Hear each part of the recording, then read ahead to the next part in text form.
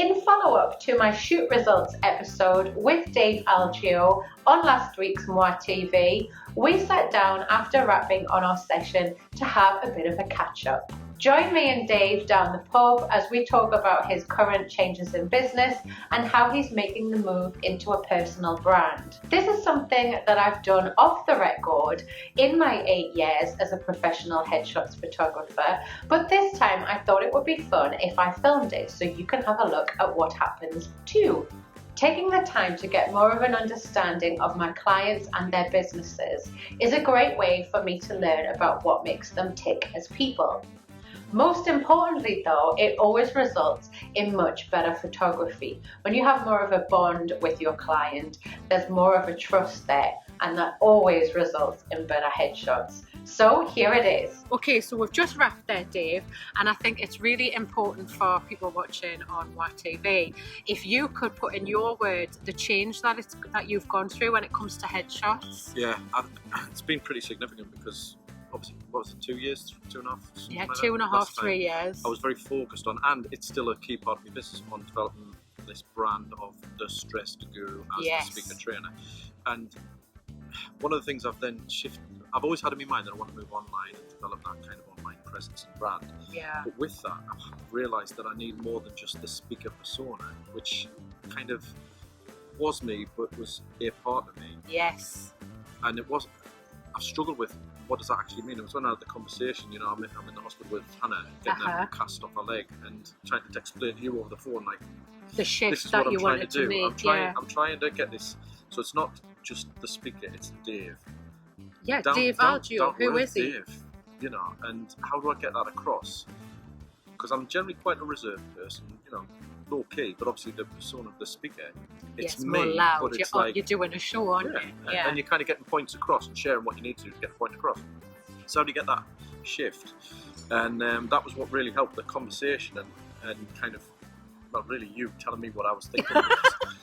Because I couldn't make sense of what I was trying to say. Yeah. And the point is that I came away with those, what 5 areas would you be comfortable sharing? That helps me because being a private person, I need to be clear about the areas that I'm comfortable sharing. You're happy sharing. It's having that sense of control, isn't it? Yeah. And I'm the same with my personal brand. And I think this is something that we're not speaking about enough when it comes to constructing a personal brand. Yeah. You need to be very methodical. It's not stopping yourself from being authentic, but when you're introverted, you want to have that sense of control, and I think you can get paranoid about being one of those people who shares too much. You don't want to go in that area, do you? It gives you like. Well, there's a phrase in speaking, you bleed on the mic.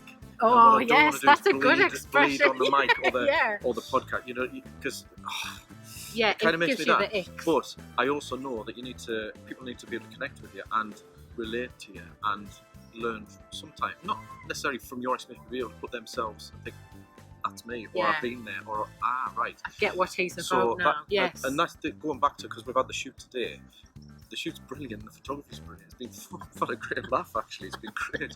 But the point of that is that's the end result of, it's like the tip of the iceberg. Yes. The stuff underneath is the conversations, the me thinking, this is what I'm trying to do, and you going, and then getting it. Because for me, getting me, you need to worry about getting no, but like being able to like connect the dots that are in here all over, and like saying, right, this is it, and it makes sense to me. It's like you listen, well, you do listen, and it's that's really important, because then I come into this a lot more comfortable, a lot more confident, relaxed, and able to kind of just go with it, because I know that you're not trying to force me to do something that doesn't suit me. I know what you're trying to get. And for me, that's a really interesting part of what I do that I think I probably don't speak about enough. It's that interpretation and listening, so that I know how to create that in the visual sense. Because like we've had a few conversations in the run up to this, but I know I had a clear shot list, but it was a clear shot list that had been premeditated on all of those conversations. You know, you say you don't speak or promote it enough. I think this is actually really important, because I'm not looking for a photographer. I'm looking for somebody who can capture a certain impression that helps me connect with people. Now that could be anything, but images are important, aren't they? Yeah, it's vital. But for me, the camera bit takes skill and all of that, but it's the bit before that makes the difference. Yeah. It's that bit. And if you can kind of, I suppose, you know, we're both in business, both entrepreneurs, we know the tough, and also not necessarily the best at shouting our own, Yes. shooting our own horn. But if you kind of identify, that is actually a big strength, because Yeah. you know, there could be any number of photographers, and yes, excellence is a part of it, but so is that connection beforehand. Yes. It's that Massively. preamble, isn't it? For confidence, for just being able to relax and enjoy the day, Yeah. but also to help me clear my head for my own marketing as well. Because I went away with those 5 ideas. I don't know if you've ever shared that, but like the 5 areas that you're better to be open about really helped me. It set me thinking, because I wasn't even sure I could fill 5. Do you know what I mean? But it made me think. It's a trick very that I clear got, way. by the way, from Yvonne Radley. She has the Dream Life Academy, and she actually works in the fitness and wellness area, but she has a history in journalism. Right. She often says the best way to construct a really robust personal brand that you're comfortable with is to pick these 5 subject areas, and those are the 5 subjects that you're happy to go in detail on. So one of the things she knows is quite a divisive thing in her world is having a football team. So she's like, I will never share who I support online because I don't want to create crazy enemies. It's a very passion project. But I'm like that. I don't want to share my relationship online. So we're quite private, me and Tom, in our relationship. So that's not something that you're going to see me talking about or posting about. But when we got into that, you were like, oh, hang on a minute. This makes sense. So Dave's a big fan of systems and putting things into order.